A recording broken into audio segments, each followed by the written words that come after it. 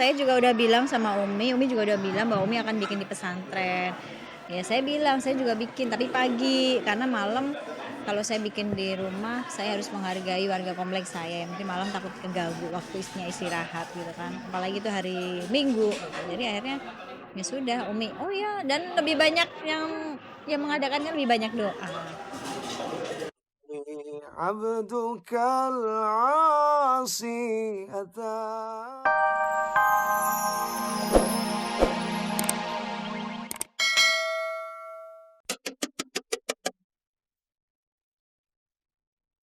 Menjelang haul 1 tahun kepergian almarhum Uje, bayang-bayang kerinduan akan sosok almarhum makin terasa.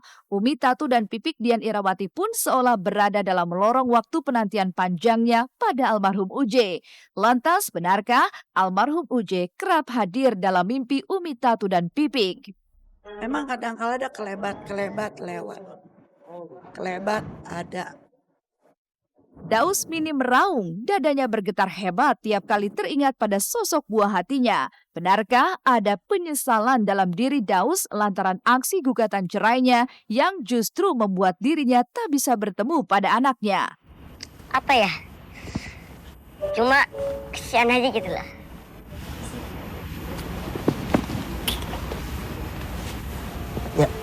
Pemirsa, saksikan keseluruhan kabar tersebut yang sayang untuk Anda lewatkan hanya di Seleb on Cam hari ini.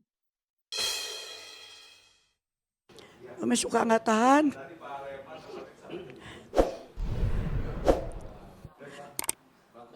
Tadi aja Ustaz Tason baca sholawat, ingat sama beliau. Kemarin juga nyapu-nyapu Umi ingat. Ya Allah nggak berasa udah hampir setahun.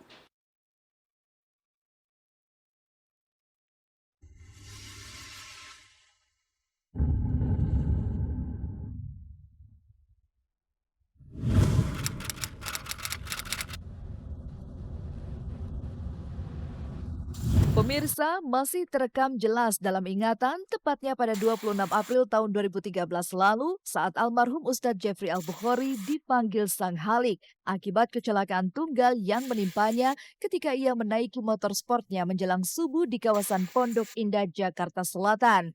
Kini, menjelang 1 tahun kepergian almarhum Uje, Umi Tatu Mulyana seakan memasuki sebuah masa yang sesungguhnya tak akan pernah mau ia lewati. Namun kenyataannya, ia tidak bisa lari dari tanggal yang telah memisahkan ia dengan salah satu putra tercintanya itu. Kenapa gitu? Ini mungkin Allah yang punya kemauan. Sampai Umi kadang-kadang nangis juga gitu. Bersyukur sama Allah. Anak Umi kok bisa jadi anak yang soleh, mudah-mudahan disenengin masyarakat di mana aja, segala umur, juga perempuan dan laki-laki, bapak-bapak dan ibu-ibu. Sampai detik ini, walaupun belum sudah hampir setahun, alhamdulillah pandangan orang tuh selalu positif aja, positif, alhamdulillah. Kita menghadapi itu dia harus dengan kesabaran lah, ketawakalan kita kepada Allah, mudah-mudahan sudah takdir, udah tulisannya harusnya begitu, ya apa mau dikata. Berpulangnya almarhum Uje menghadap Sang Pencipta tak hanya membuat sang bunda kehilangan. Sang istri Pipik Dian Irawati lebih terpuruk lagi karena tidak menyangka jika mautlah yang memisahkan ia dengan suaminya. Pipik pun tak menampik jika selama 1 tahun ini air matanya kerap jatuh membasahi pipinya. Lantas, mengapa hingga kini Pipik masih mengenakan kerudung berwarna hitam? Mungkinkah masa berkabung itu belum sirna dalam dirinya? Saya pun kangen sama almarhum misalkan, saya pengen nangis, misalkan ada sesuatu yang berat terhadap diri saya, akhirnya saya kepengen nangis, saya masuk kamar mandi, nggak mau di depan anak-anak. Kalaupun lagi sholat, doa, antara anak-anak lihat, pasti yang kecil, uminya nangis, Ntar yang sembilan nih, nyeletuk, pasti lagi ingat Abi. Itu yang lucu. Banyak-banyak pelajaran yang diberikan beliau. Walaupun kekurangan beliau, saya sama beliau manusia biasa yang banyak dosa. Makanya kenapa saya suka warna hitam. Saya selalu pakai warna hitam karena merupakan apa ya, bahwa saya itu belum bersih. Saya beliau sama beliau masih banyak dosa. Saya harus terus belajar.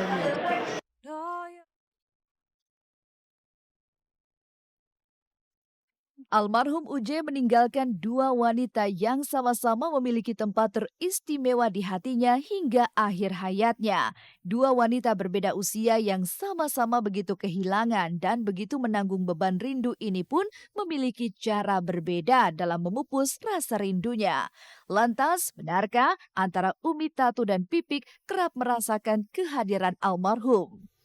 Umi bikin bantal nih yang bikin Pajar Sidik. Kenang-kenangan kata Pajar, Mi bikin aja. Nah kenangan Uje, foto sama Umi gitu. Di waktu kita umroh, di umroh terakhir nih. Nggak Umi pakai, nggak apa Umi taruh aja begitu. Untuk hiasan ya. Iya, buat kenang-kenangan lah. Lagi ingat, Mi lihat kegantengannya dia.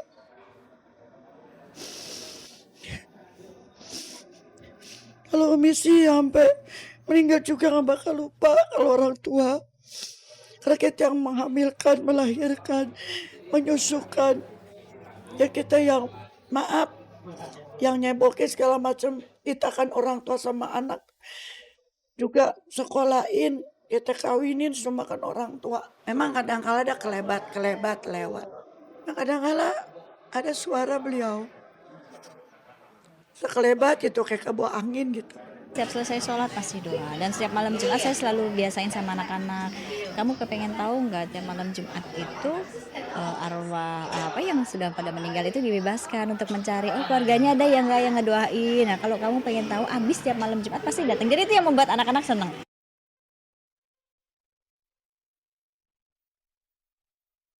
Entah kebetulan semata atau ini memang takdir jika bulan April begitu memiliki banyak makna bagi Pipik dan Umi Tatu. Pasalnya 12 April mendatang adalah hari kelahiran almarhum UJ dan selang beberapa hari, tepatnya tanggal 26 April, menjadi hari kepergian almarhum menuju alam keabadiannya. Sementara itu, Abizar, putra kedua almarhum UJ dengan Pipik, juga berulang tahun pada tanggal 13 April. Rencananya, Pipik akan melakukan ziarah kubur ke makam almarhum UJ yang kemudian dilanjutkan dengan berbagi rizki pada anak yatim. Dan benarkah jika adik almarhum UJ justru akan menggelar pesta akbar di peringatan hari lahir almarhum kakak keduanya itu? Paling saya mau ziarah aja 12 April, ziarah ke beliau. Kan 13-nya kan sebenarnya ulang tahunnya Abizar.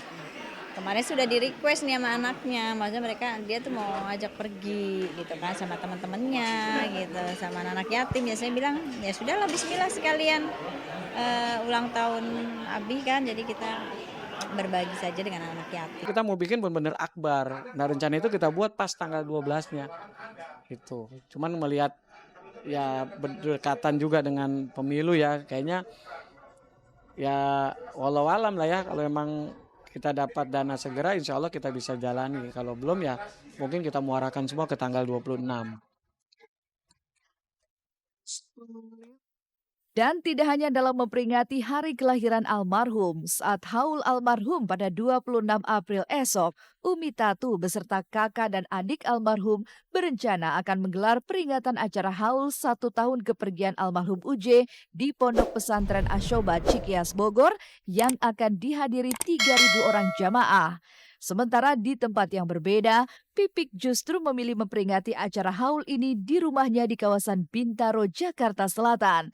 Lantas, apa yang membuat Pipik dan Umi Tatu membuat acara haul tersebut di dua tempat yang berbeda? Saya bilang sama Pipik, langsung kalau Pipik haulnya kapan Uje? Tanggal 26 Mei, di mana? Di rumah aja kata. Umi di Cikeas, udah nggak apa-apa. Umi Cikeas, jadi Pipik di rumah. Pipik di rumah mungkin biasa-biasa aja. Juga nanti mungkin ada panggil teman sama ustadz-ustadz yang istilah kata dulu yang pernah itu sama Uje gitu ya. Saya juga udah bilang sama Umi juga udah bilang bahwa Umi akan bikin di pesantren. Ya saya bilang saya juga bikin tapi pagi karena malam kalau saya bikin di rumah saya harus menghargai warga kompleks saya. Mungkin malam takut keganggu waktu istrinya istirahat gitu kan. Apalagi itu hari Minggu. Jadi akhirnya ya sudah Umi. Oh ya, dan lebih banyak yang mengadakannya lebih banyak doa. عبدك العاصي أتى